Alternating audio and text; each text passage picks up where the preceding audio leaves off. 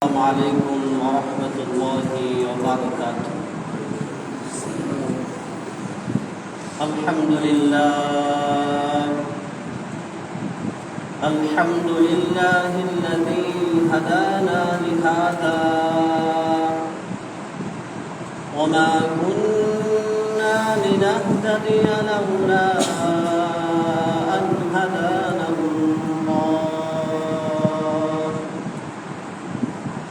لقد جاءت رسل ربنا بالحق ونشهد أن لا إله إلا الله وحده لا شريك له ونشهد أن سيدنا ومولانا محمدًا عبد الله ورسوله. أما بعد فأعوذ بالله من الشيطان الرجيم. بسم الله الرحمن الرحيم. يا أيها الذين آمنوا كتب عليكم الصيام كما كتب على الذين من قبلكم لعلكم تتقون. وقال تعالى في شان حبيبه: إن الله وملائكته يصلون على النبي يا أيها الذين آمنوا صلوا عليه وسلموا تسليما. اللهم صل على مولانا محمد وعلى آل سيدنا مولانا محمد. اللهم صل على مولانا محمد وعلى آل سيدنا محمد. بلغ العلا بكماله كشف الدجى بجماله حسنت جميع خصاله. صلوا عليه وآله. আলহামদুলিল্লাহ, আল্লাহ পাক রব্বুল আলামিনের দরবারে শুকর আদায় করছি, যিনি আমাদেরকে দুনিয়াবী সকল কর্মব্যস্ততা থেকে অবসর দিয়ে পবিত্র শুক্রবার জুমাবারের দিনে সালাতুল জুমা আদায়ের লক্ষ্যে মসজিদে সমবেত হওয়ার তৌফিক দিয়েছেন। এজন্য কালিমাতুর শুকরিয়া আমরা করছি আলহামদুলিল্লাহ। আবারও লাখো কোটি দুরূদ এবং সালাম বর্ষিত হোক বিশ্ব নবী, দয়ার নবী, মায়ার নবী মুহাম্মদুর রাসূলুল্লাহ সাল্লাল্লাহু আলাইহি ওয়াসাল্লামের উপর। আমরা বলছি সাল্লাল্লাহু আলাইহি ওয়াসাল্লাম। মুহতারাম হাজিরিন, আপনারা অবগত আছেন যে মহামান্বিত রমজান মাস একদম আসন্ন। আর এক সপ্তাহ বাদে ইনশাআল্লাহ রমজান মাস আসতেছে। সেজন্য রমজান যেহেতু আগত, রমজান সংক্রান্ত কিছু বিষয় আলোচনা করার আজকে নিয়ত করেছি। কারণ যে জিনিসের গুরুত্ব যত বেশি, সেই জিনিস যদি গুরুত্বের সাথে আলোচনা না হয় তাহলে গুরুত্বপূর্ণ বিষয়ে একসময় অগুরুত্বপূর্ণ হয়ে যায়। সাহাবায়ে কেরাম রাদিয়াল্লাহু আনহুমদের আদত ছিল, বিভিন্ন কিতাবাদিতে পাওয়া যায় যে তারা রমজানের 6 মাস আগে থেকে আল্লাহর কাছে রমজান পাওয়ার জন্য দোয়া করতে থাকতেন। আর রমজান গত হওয়ার পরে 6 মাস পর্যন্ত শুধু দোয়া করতেন রমজানের ইবাদতগুলো যেন আল্লাহ তাআলা কবুল করে নেয়। আমিন। এটা ছিল সাহাবায়ে কেরাম রাদিয়াল্লাহু আনহুম আজমাইনগণের আদত, অভ্যাস। আর আমাদের অবস্থা তো ধরেন রমজান একদম সন্নিকটে, এরপরে আমাদের কোনো হেলদোল নাই, যেমন আছি আমরা তেমনই, কারণ আমাদের কাছে রমজানের গুরুত্ব কম। এজন্য আজকে এরকম কিছু বিষয় বলার নিয়ত করেছি। আশা করি কিছুটা হলেও রমজান মাসের ব্যাপারে আমাদের গুরুত্ব আসবে ইনশাআল্লাহ। রমজান মাসের যে নামকরণ করা হয়েছে, গোটা কুরআনুল কারীমের মধ্যে আল্লাহ তাআলা বিভিন্ন প্রসঙ্গে বিভিন্ন মাসের আলোচনা বা বিভিন্ন মাস সংশ্লিষ্ট আলোচনা আল্লাহ করেছেন, কিন্তু কখনো কোনো কথা প্রসঙ্গে কোনো মাসের নাম আল্লাহ তাআলা কোরআনে উল্লেখ করেন নাই। তবে ব্যতিক্রম শুধু রমজান। এই 12 মাসের মধ্যে শুধু রমজান মাসের নামটা আল্লাহ তাআলা কোরআনে উল্লেখ করেছেন। এটাও একটা গুরুত্বের দিক। রমজান এই শব্দটা রমিদা শব্দ থেকে আসছে। রমিদা শব্দের শাব্দিক অর্থ জ্বালিয়ে দেওয়া, পুড়িয়ে দেওয়া, ছারখার করে ফেলা।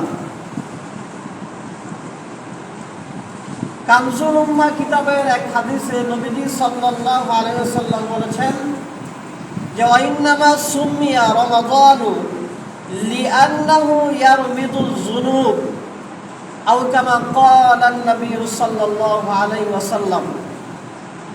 নবীজি বলেছেন রমজান মাসকে রমজান করে নামকরণ করার কারণ হলো এই মাসে আল্লাহ সুবহানাহু ওয়া তাআলা গুনাহ খাতাগুলো জ্বালিয়ে দেন।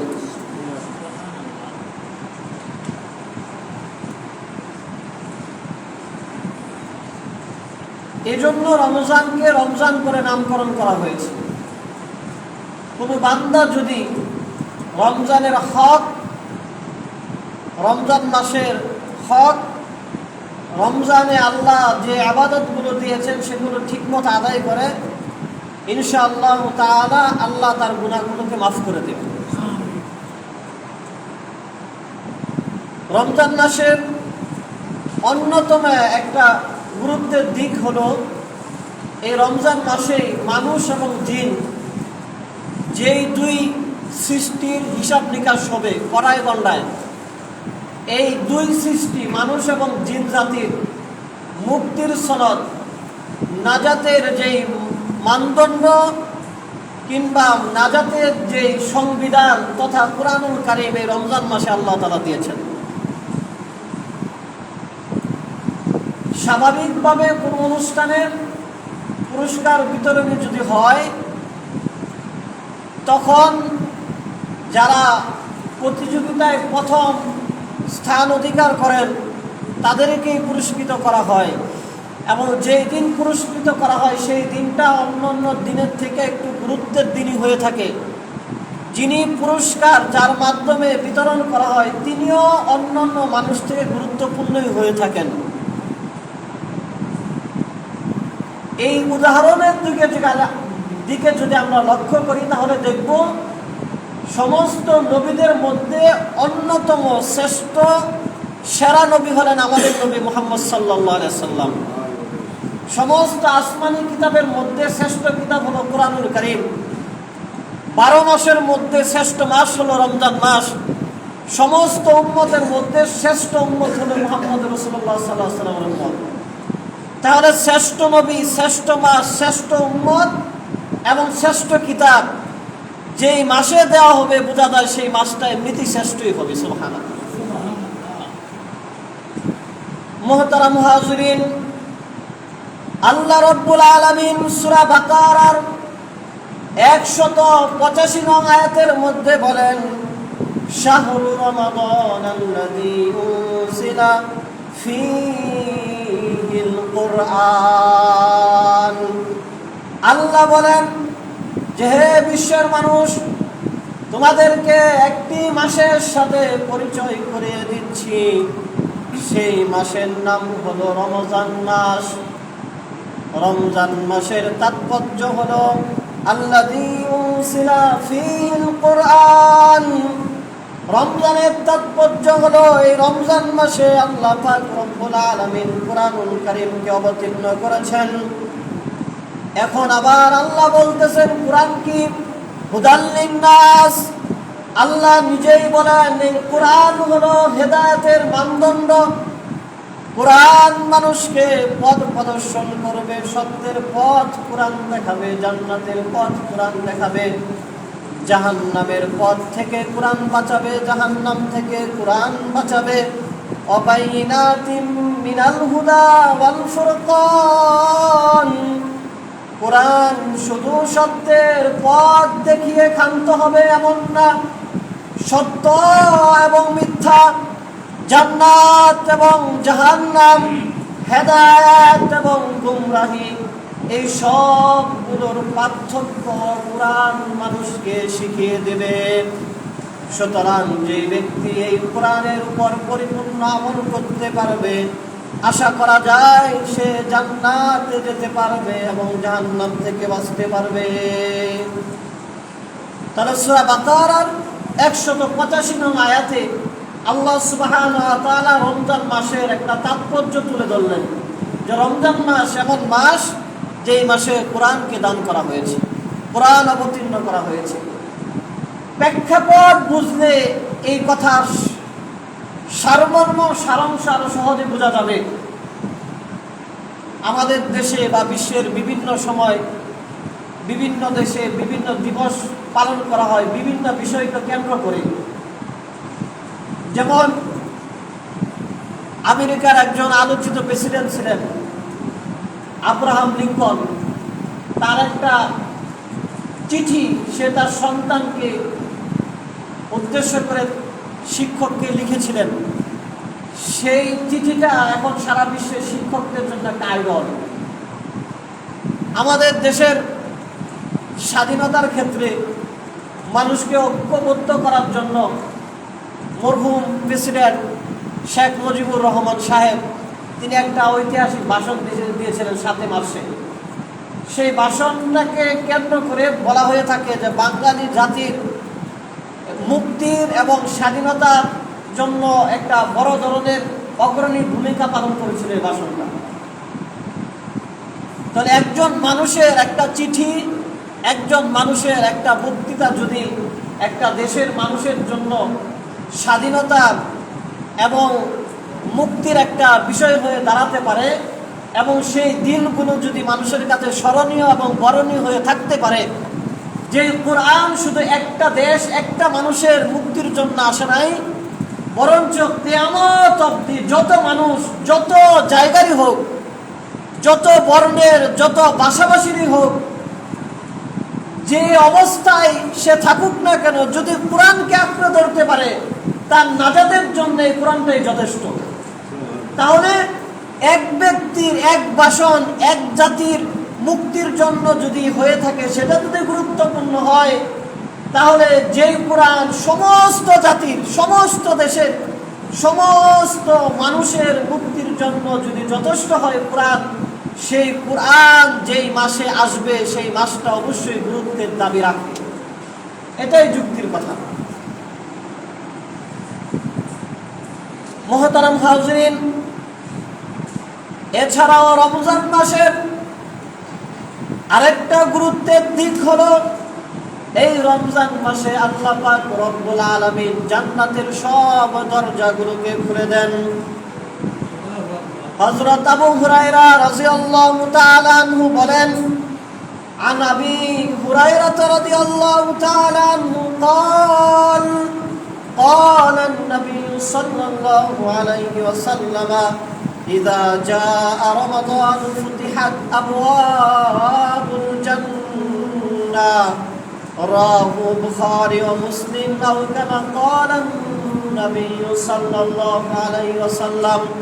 হযরত আবু হুরায়রা রাদিয়াল্লাহু তাআলা আনহু বলেন, নবীজি সাল্লাল্লাহু আলাইহি ওয়াসাল্লাম বলেছেন, যখন রমজান মাস শুরু হয় আল্লাহ পাক রব্বুল আলামিন জান্নাতের সব দরজাগুলোকে খুলে দেন। এছাড়াও রমজানের আরেকটা গুরুত্বের দিক হলো, রমজান মাস যখন আসে আল্লাহর রহমতের সব দরজাগুলোকেও খুলে দেন। মুসলিম শরীফের হাদিসে নবীজি বলেছেন, ইযা কানা রমাদান ফুতিহাত আবওয়াবুর রাহমা।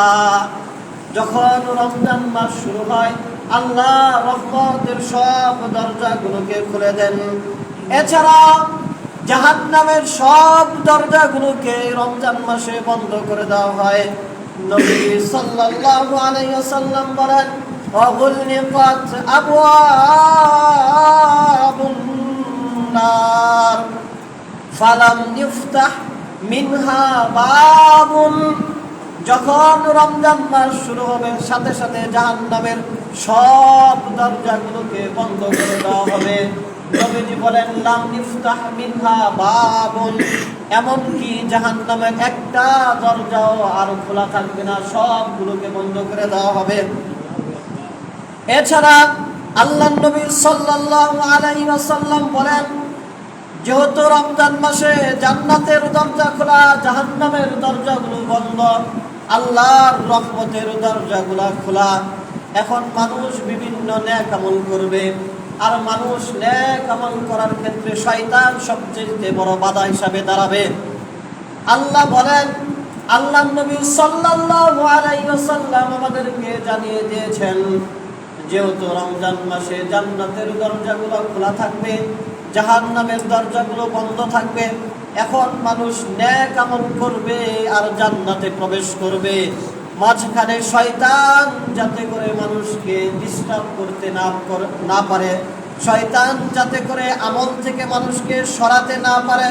নবীজি বলেন, ওয়াসুলসুলাতিশ শায়াতিন, এজন্য আল্লাহ পাক রব্বুল আলামিন সব শয়তানগুলোকে শৃঙ্খলাবদ্ধ করে দেবেন। সুবহানাল্লাহ, কত দয়া আল্লাহ! জান্নাতের দরজাগুলো রমজানে খুলে দিবেন, জাহান্নামের দরজাগুলো বন্ধ করে দিবেন। এখন মানুষ চাইবে বেশি আমল করে তাড়াতাড়ি জান্নাতে যেতে, মাঝখানে বাধা হয়ে দাঁড়াবে শয়তান। আল্লাহর নবী বলেন, আল্লাহ দয়া করে শয়তানগুলোকেও শৃঙ্খলাবদ্ধ করে দিবেন।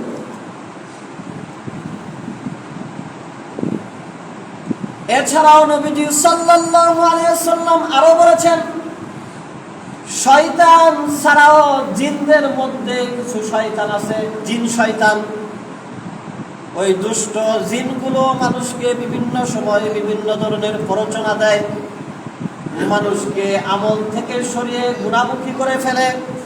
এজন্য আল্লাহর নবী সাল্লাল্লাহু আলাইহি ওয়াসাল্লাম বলেছেন, ইযা কানা আউয়ালু লাইলাতিন মিন শাহরি রমাদান সুফিদাতিশ শায়াতিন আমারাবাতুল জিন।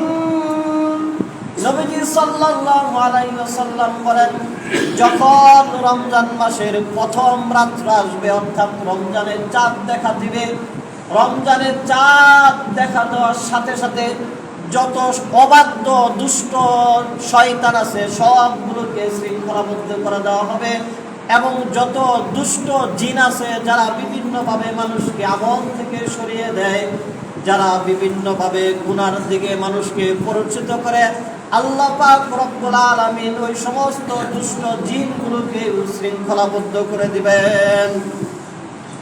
শুধু তাই নয়, রমজানের চাঁদ উঠে যাওয়ার সাথে সাথে আল্লাহ পাক রব্বুল আলামিনের পক্ষ থেকে একজন ঘোষণাকারী ঘোষণা করে দিবেন, ওয়াইনাদি মুনাদিন, একজন ঘোষকের মাধ্যমে ঘোষণা করা হবে, ইয়া বাগিয়াল খাইর, ওহে কল্যাণকামীরা, যারা আশায় ছিলে সারা বছর কম আমল করেছি, রমজানে বেশি আমল করব, সারা বছর হয়তো কম বেশি গুনাহ আমল নামায় জমা হয়েছে, কিন্তু রমজানে অনেক বেশি নেক আমল করে গুনাহগুলো থেকে নিজেকে বাঁচাবো, নিজের আমল নামার গুনাহগুলোকে মাফ করাবো।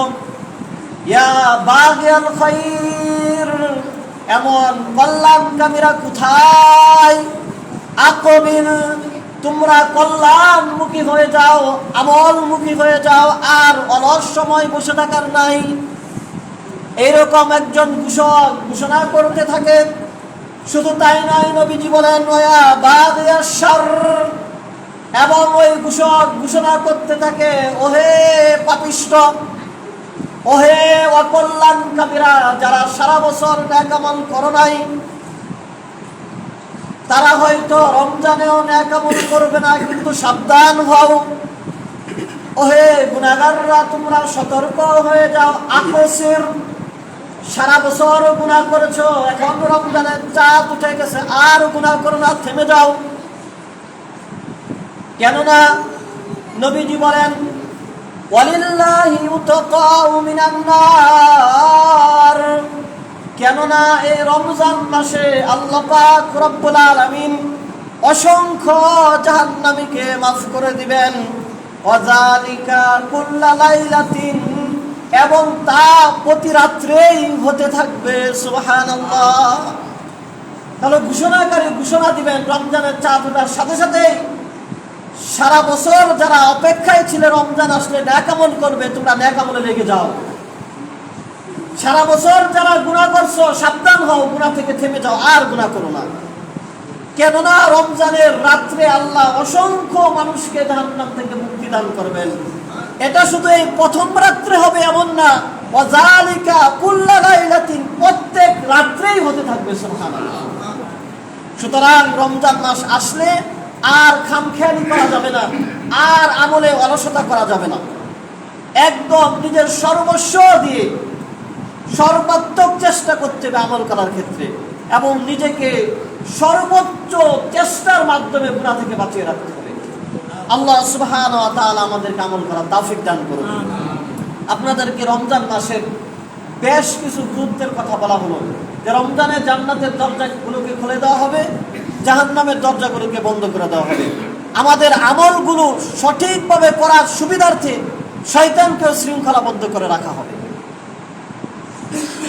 আল্লাহ সুবহানাহু ওয়া তাআলা আমাদেরকেও রমজানের গুরুত্ব উপলব্ধি করার তৌফিক দান করুন। সবাই বলে আমিন।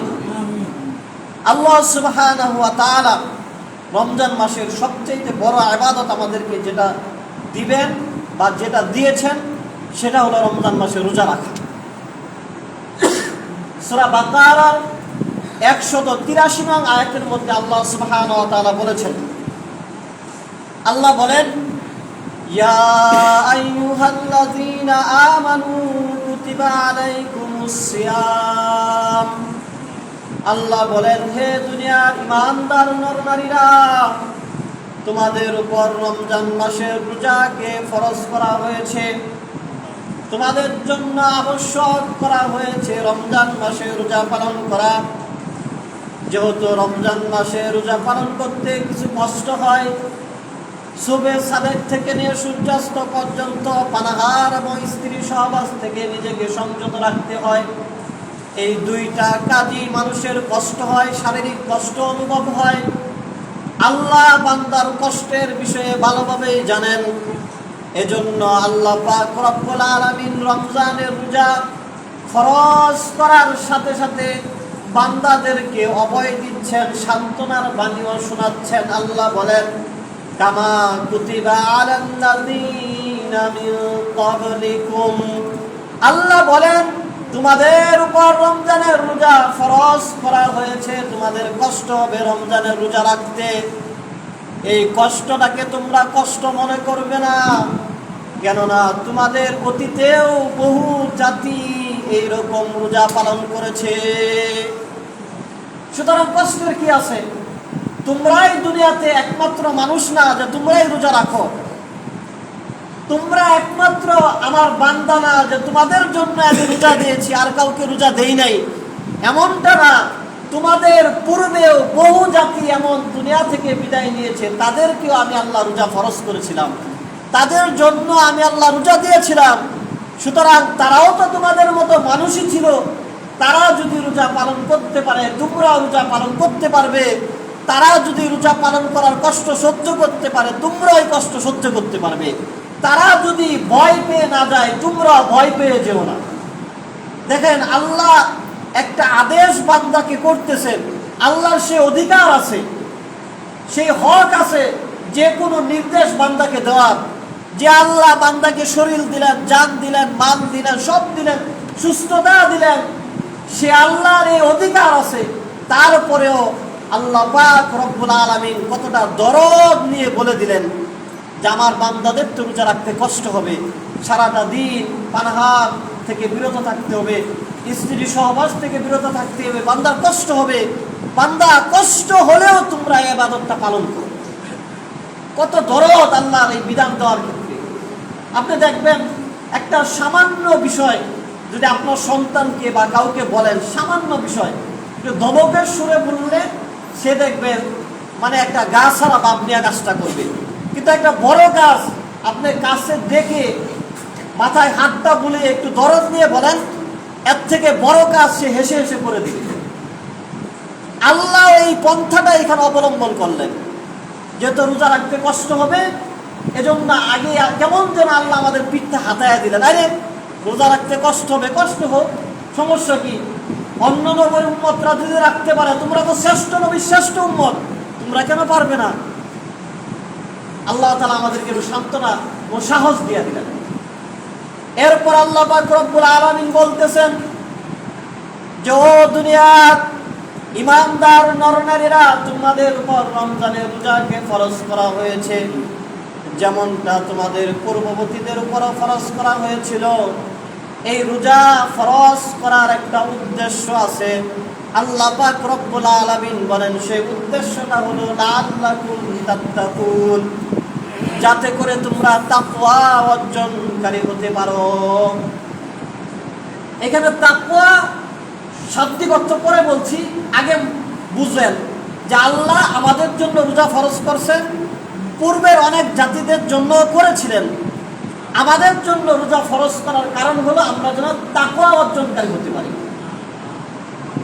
এখন স্বাভাবিকভাবে প্রশ্ন আসতে পারে যে তাকওয়া কি, এটা তো আমরা জানি না। এটা আমাদের প্রশ্ন না। উমর রাদিয়াল্লাহু আনহুর মতো মানুষ,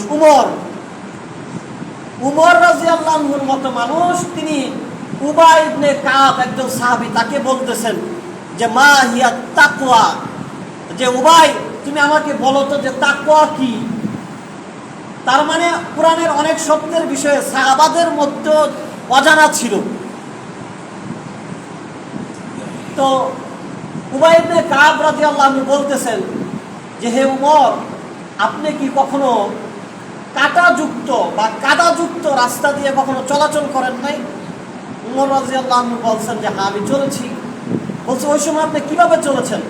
যে রাস্তায় যে কাদা থাকতো বা কাদামাটি থাকতো, তখন আমি খুব সতর্কতার সাথে চলতাম যেন আমার পায়ে কোনো কাটা বিদ্ধ না হয়, আমার শরীরে কোনো কাদা যেন না লাগে। আমি খুব সতর্কতার সাথে এক কদম দুই কদম আস্তে আস্তে পা ফেলতাম এবং রাস্তা চলতাম। উবাই ইবনে কাব রাদিয়াল্লাহু আনহু বলেন তাকওয়া হলো ওই বিষয়ের নাম যে মানুষ সতর্কতার সাথে চলবে, জীবনের প্রতিটা পদক্ষেপ সে ভেবে ভেবে আগাবে। একটা কদম দিবে তো সে ভাববে এটা কি আল্লাহর হুকুম কিনা, একটা কিছু ধরবে সে ভাববে এটা কি আল্লাহর হুকুম আছে কিনা, একটা বিষয় বলবে সে ভাববে আল্লাহর হুকুম আছে কিনা। অর্থাৎ তার 24টা ঘন্টা, সারাটা জীবন তার চাল চলন, উঠা বসা সব কিছু ওই রকম কাঁটাযুক্ত রাস্তায় যেমন মানুষ সতর্কতার সাথে চলে, একজন মানুষ সারা জীবন ওই সতর্কতার সাথে সে চলবে। এটার নাম হলো তাকওয়া। আল্লাহ রোজাটা কেন দিলেন? তাকওয়া অর্জন করার জন্য দিলেন। তাকওয়া কি? সতর্কতার সাথে জীবন চালানো, অর্থাৎ আমার দ্বারা যেন আল্লাহর নাফরমানি না হয়। আশ্চর্য হবেন, কোরআন শরীফের মধ্যে প্রায় 27 জায়গায় তাকওয়া সংক্রান্ত বিষয় আল্লাহ তাআলা বলেছেন। 1-2 আয়াতে না, 27 জায়গায় তাকওয়া অর্জনকারী যারা হবে তাদের সুসংবাদ সংক্রান্ত বিষয় আল্লাহ 27 জায়গায় বলেছেন। এগুলা বললে এক জুমাতে বলা শেষ হবে না। আর আশ্চর্যের বিষয়, হযরত নূহ, হযরত মূসা, হযরত ঈসা, হযরত লূত, হযরত সালেহ, হযরত শুআয়ব, এই সব নবীরা তার উম্মতদেরকে বলছেন, ইয ক্বালা লাহুম আখুহুম নূহুন আলা তাত্তাকুন। আল্লাহ বলতেছেন, হে মুহাম্মদ সাল্লাল্লাহু আলাইহি ওয়াসাল্লাম, আপনি ওই সময়টাকে স্মরণ করেন যখন আপনার ভাই নূহ তার স্বজাতি ভাইদেরকে বলেছিল, ও আমার জাতি, তোমরা তাকওয়া অর্জনকারী হও। এই কথাটাই, যেই নবীদের নাম বললাম সব নবীদের বিষয় আছে এরকম আয়াত। নূহ আলাইহিস সালাম তার জাতিদেরকে বলছে, ও আমার ভাইয়েরা, তোমরা আল্লাহকে ভয়কারী হও। লূত আলাইহিস সালাম বলেছেন, ও আমার জাতি, আমার ভাইয়েরা, তোমরা আল্লাহকে ভয়কারী হও। সালেহ আলাইহিস সালামও বলেছেন, শুআয়ব আলাইহিস সালামও বলেছেন। সব নবীরা এরকম তার জাতিদেরকে বলেছেন। আর আল্লাহ আমাদেরকে তাকওয়া অর্জনকারী হওয়ার জন্য একটা ইবাদত দিয়ে দিয়েছেন, সেটার নাম হলো রোজা। আমরা রোজা রাখলে তাকওয়া অর্জনকারী হতে পারবো। সূরা তালাকের সূরা নিসার 131 নং আয়াতের মধ্যে আল্লাহ তাআলা বলতেছেন, আগের নবীরা তাকওয়া অর্জনকারী ছিলেন, তাদের উম্মতদেরকে তাকওয়ার কথা বলেছেন।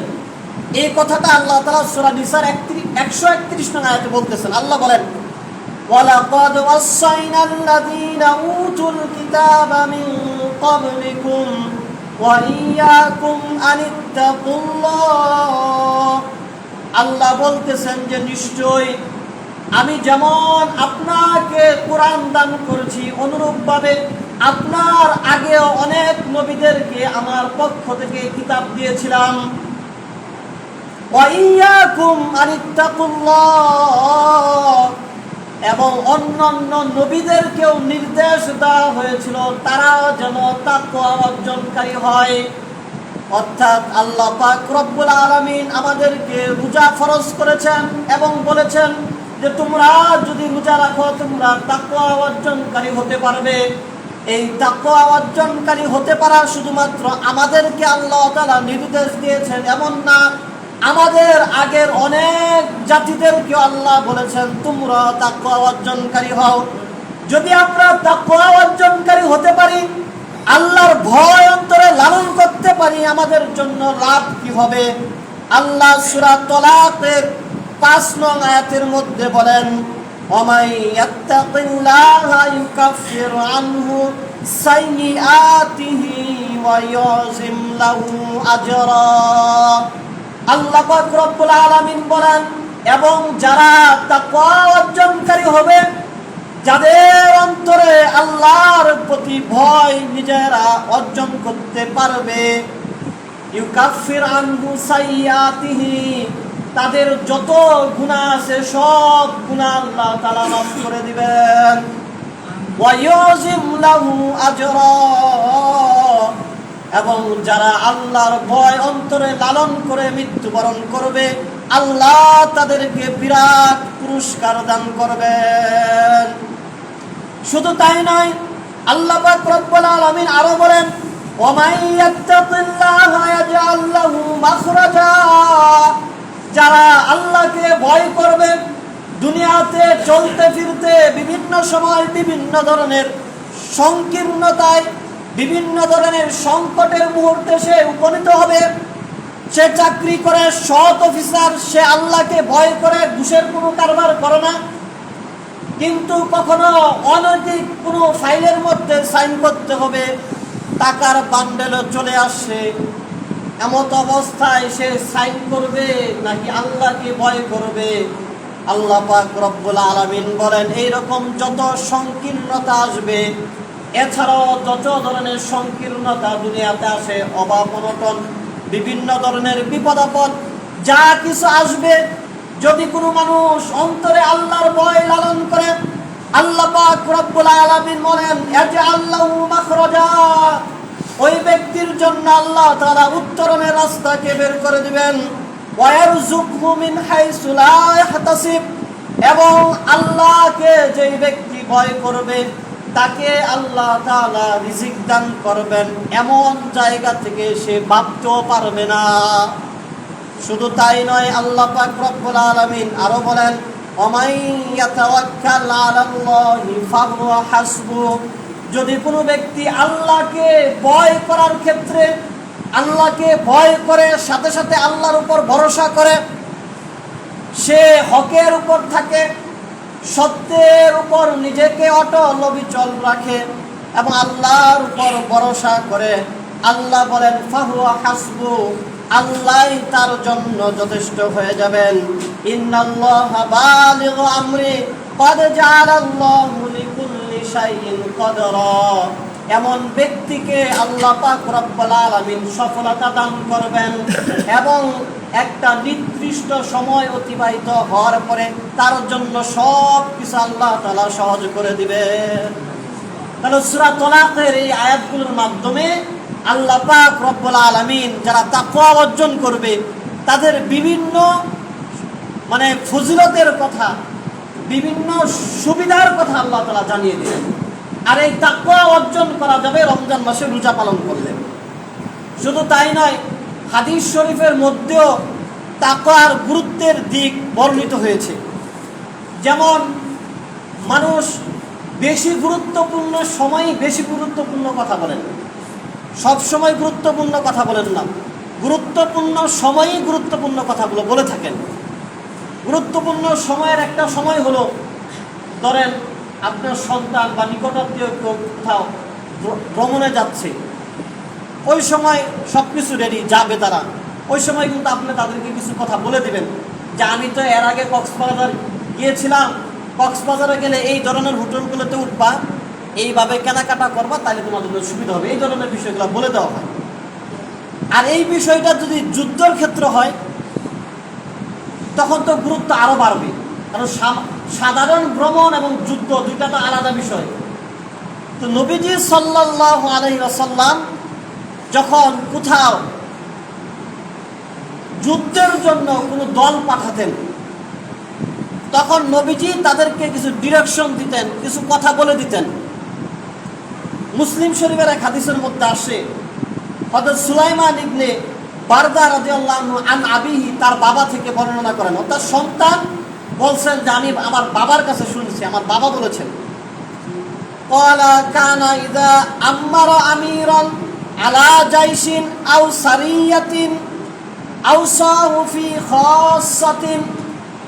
হযরত সুলাইমান ইবনে বারদা রাদিয়াল্লাহু আনহু তার বাবা থেকে বলেন যে যখন নবীজি সাল্লাল্লাহু আলাইহি ওয়াসাল্লাম কাউকে আমির নিযুক্ত করতেন, যখন নবীজি সাল্লাল্লাহু আলাইহি ওয়াসাল্লাম কাউকে নেতা নিযুক্ত করতেন, আলা জাইশিন আও সারিয়াতিন, অনেক বড় দলের নেতা কিংবা ক্ষুদ্র কোনো দলের নেতা বানানোর পরে আওসাহু ফি খাসাতিন, নবীজি বিশেষভাবে তাদেরকে উপদেশ দান করতেন, বিশেষ উপদেশ। নবীজি বলতেন বিতাকওয়াল্লাহ, যে অবশ্যই আল্লাহকে ভয়কারী হবে, তাকওয়া অর্জনকারী হবে। দেখেন, যুদ্ধের মতো গুরুত্বপূর্ণ বিষয়ের নেতাকে যুদ্ধের ময়দানে পাঠানোর প্রাককালে নবীজি বলতেছেন যে আল্লাহকে ভয়কারী হবে, তাকওয়া অর্জনকারী হবে। তাহলে এর দ্বারা বোঝা যায় তাকওয়া অর্জনকারী অনেক বড় একটা বিষয়। এবং আরো বলতেন অবা মাহু মিনাল মুসলিমিনা খায়রান, এবং ওই নেতার সাথে যে মুসলমানরা থাকতেন তাদেরকেও বলে দিতেন যে তোমরা ভালোভাবে চলবে, ব্যতিক্রম করবে না, নেতা যেভাবে চালায় সেভাবে চলবে। আর নেতাকে বলতেন যে তোমরা তাকওয়া অর্জনকারী হবে।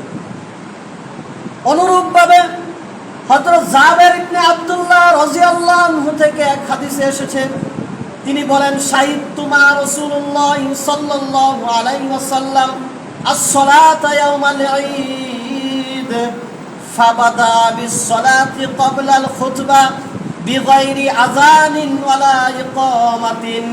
হযরত জাবের ইবনে আব্দুল্লাহ রাদিয়াল্লাহু আনহু বলেন যে আমি নবীজির সাথে ঈদের নামাজে উপস্থিত ছিলাম। ঈদের নামাজটা কেমন, যে খুতবার আগে নবীজি নামাজ পড়েছেন, যেই নামাজের মধ্যে আযান এবং ইকামত দেন নাই। সুম্মা কামা মুতাওয়াক্কিয়ান আলা বিলালিন, ঈদের নামাজ নবীজি পড়ানোর পরে বেলালের সাহায্য নিয়ে নবীজি দাঁড়ালেন খুতবা পাঠ করার জন্য। ফামারা বিতাকওয়াল্লাহ, এই খুতবা পাঠ করার শুরুতেই নবীজি সাল্লাল্লাহু আলাইহি সাল্লাম বললেন, নির্দেশ দিলেন যে অবশ্যই তোমরা তাকওয়া অর্জনকারী হবে। তাহলে ঈদের নামাজের খুতবার সময় কি অগুরুত্বপূর্ণ কথা বলা হয় না বেশি গুরুত্বপূর্ণ কথা বলা হয়? কারণ সাধারণত লোকজন বেশি হয়, এই খুতবাটা সচরাচর হয় না, সবসময় হবে না। তাহলে ঈদের নামাজ একটা গুরুত্বপূর্ণ নামাজ, অনেক মানুষের একত্রে সমাগম। ওই সময় নবীজি সর্বাগ্রে বলতেছেন যে ফাআমারা বিতাকওয়াল্লাহ, তোমাদের প্রতি আমি নবীর পক্ষ থেকে নির্দেশ হলো তোমরা তাকওয়া অর্জনকারী হবে। ও হাসসা আলা তাআতিহি, এরপরে নবীজি বললেন যে তোমরা আল্লাহর আনুগত্য করবে, আল্লাহর বিধিবিধানগুলো পালন করবে। ওয়াজান নাসা ওয়া যাকারাহুম, এরপরে নবীজি উপস্থিত মানুষদেরকে ওয়াজ করলেন এবং তাদেরকে উপদেশ দান করলেন। অর্থাৎ নবীজি ঈদের নামাজের খুতবা শুরুতেই আগে ওয়াজ নসিহতের আগেই মানুষকে বললেন তোমরা তাকওয়া অর্জনকারী হবে। তাহলে পূর্ববর্তী নবীরা তারাও তাকওয়া অর্জনকারী ছিলেন, তারা তাদের উম্মতদেরকেও তাকওয়া অর্জন করার নির্দেশ দিয়েছেন। আর আল্লাহ আমাদেরকে রমজানের রোজা দান করেছেন তাকওয়া অর্জন করার জন্য। এবং এর গুরুত্ব কি? তাকওয়া আমরা অর্জন করতে পারলে, আল্লাহর ভয় অর্জন করতে পারলে আল্লাহ আমাদের সমস্ত বিপদ থেকে উত্তরণের রাস্তা খুলে দিবেন এবং আমাদেরকে অফুরন্ত রিজিক আল্লাহ তাআলা দান করবেন। নবীজিও হাদিসের মধ্যে এই তাকওয়া অর্জন করার গুরুত্ব হিসাবে আমাদেরকে বিভিন্ন দিক নির্দেশনা দিয়েছেন। এজন্য মুহতারাম হাজিরিন, সামনে রমজান আসতেছে, আমরা রমজানের রোজাগুলো গুরুত্বের সাথে আদায় করব এবং নিজেরা তাকওয়া অর্জনকারী হব। আল্লাহ পাক রব্বুল আলামিন আমাদের সবাইকে আমল করার তৌফিক দান করে। যেহেতু রমজানের আগে আরেকটা জুমা পাওয়া যাবে, রোজার ফজিলত এবং আরও আনুষঙ্গিক যে বিষয়াদিগুলো আছে সামনের জুমাতে ইনশাআল্লাহ বলা হবে। আমরা বাকি নামাজের পরে আমরা অনেকেই, যেহেতু এই এলাকার মানুষ, আমরা অনেকেই জানি যে আমাদের এই ওয়ার্ডের কাউন্সিলর সাহেব গত কয়েকদিন আগে ইন্তেকাল হয়েছেন। বিশেষভাবে নামাজের পরে তার জন্য বিশেষ দোয়ার ব্যবস্থা আছে এবং তাবারকের ব্যবস্থা আছে। আপনারা দোয়ায় শরীক হবেন, তার জন্য প্রাণ খুলে দোয়া করবেন। আল্লাহ তাআলা যেন তার ভালো কাজগুলো কবুল করেন, ভুল ত্রুটিগুলো যেন ক্ষমা করে আল্লাহ তাআলা যেন তাকে জান্নাত দান করেন। এবং আমাদের মসজিদে, আমাদের পার্শ্ববর্তী মসজিদ থেকে একটি তাবলীগের জামাত আসছে, আপনারা যতটুকু পারেন তাদের সাথে সময় দিবেন। আল্লাহ তাআলা আমাদেরকে আমল করার তৌফিক দান করে। যারা পরে আসেন তারা